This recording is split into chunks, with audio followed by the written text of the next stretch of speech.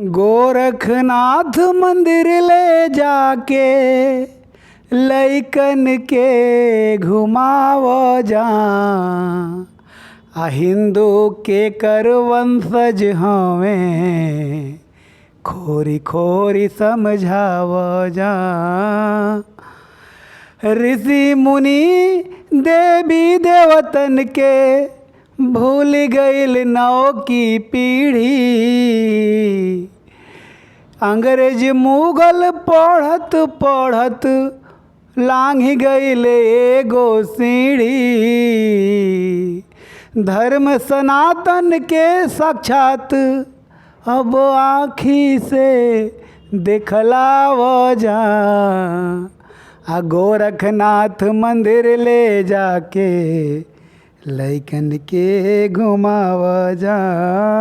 हिंदू के कर